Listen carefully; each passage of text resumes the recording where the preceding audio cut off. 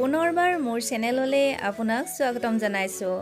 আজি মই ধুনীয়া এটা সিলাই ভিডিঅ' লৈ আহিছোঁ। আশা কৰোঁ আজি ভিডিঅ'টো চাই ভাল পাব।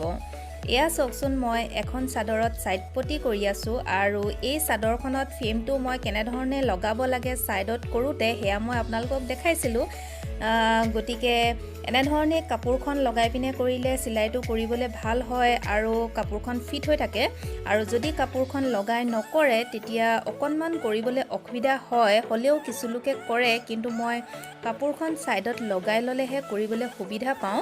সেইবাবে আৰু এনেধৰণে এয়া দেখিছেনে, সাইড পটিটো মই আপোনালোকক দেখাইছোঁ। এয়া মই এনেধৰণে গোটেই পটিটো কৰি আছোঁ আৰু এতিয়াও আৰু অলপ কৰিবলৈ বাকী আছে। গতিকে মই কৰি আছিলোঁ কাৰণেই ভাবিলোঁ আজি আপোনালোককো অলপ দেখাওঁ। আৰু এই চিলাইটো মই লং এণ্ড শ্বৰ্ট চিলাইটোহে কৰিছোঁ। যিটো চিলাই মই ভিডিঅ' আগতে দিছোঁ, যিসকলে চোৱা নাই তেওঁলোকে চাব পাৰিব। মই আই বটনত আৰু ডেছক্ৰিপশ্যন বক্সত লিংকটো দি দিম, তেওঁলোকে চাব পাৰিব ধুনীয়াকৈ এই চিলাইটো।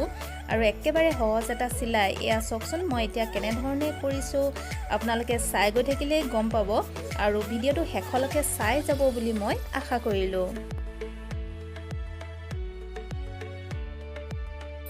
এয়া চাওকচোন, মই এনেধৰণেই কৰিছোঁ আৰু ইয়াত মই এংকৰ সূতাই ব্যৱহাৰ কৰিছোঁ। আপোনালোকে ইচ্ছা কৰিলে বেলেগ সূতাও ব্যৱহাৰ কৰিব পাৰে। ইয়াত মই 3টা কালাৰ ব্যৱহাৰ কৰিম আৰু এই চাদৰখনৰ আঁচলটোত মই এটা ধুনীয়া ডিজাইন দিছোঁ ডাঙৰ ডাঙৰকৈ, যিটো ভিডিঅ' মই ইয়াৰ পিছৰ ভিডিঅ'টোত আপোনালোকক দেখাম মই কেনেধৰণে কৰিছোঁ, কি কৰিছোঁ।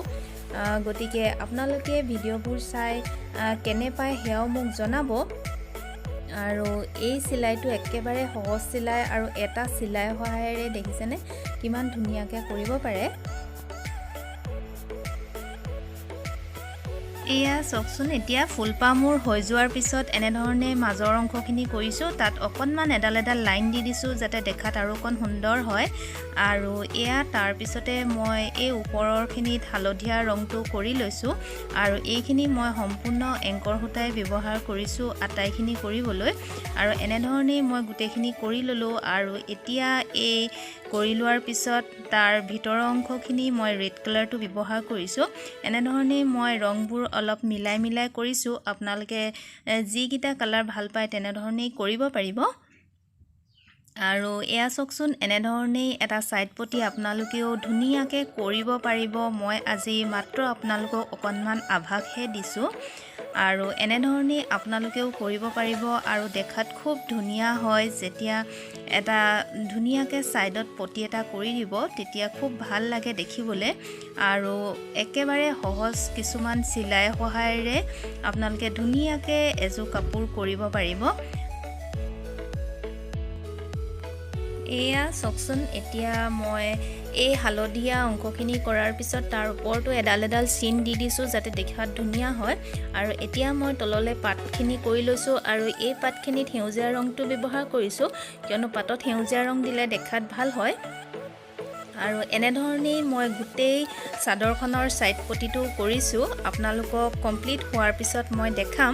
এতিয়াও অলপ কৰিবলৈ বাকী আছে, সেইবাবে মই কৰি আছিলোঁ কাৰণে আপোনালোককো দেখালোঁ। আশা কৰোঁ আজি ভিডিঅ'টো চাই আপোনালোকে ভাল পালে। যদি ভিডিঅ'টো চাই ভাল লাগিলে তেনেহ'লে লাইক কমেণ্ট কৰিব। আৰু আপুনি যদি মোৰ চেনেললৈ পোনপ্ৰথমবাৰৰ বাবে আহিছে তেনেহ'লে প্লিজ মোৰ চেনেলটো ছাবস্ক্ৰাইব নকৰাকৈ নাযাব আৰু কাষতে থকা বেলটো বজাই অল কৰি দিব। তেন্তে আজি ভিডিঅ'টো মই ইমানতে সামৰিছোঁ। ভিডিঅ'টো শেষলৈকে চোৱাৰ বাবে বহুত ধন্যবাদ।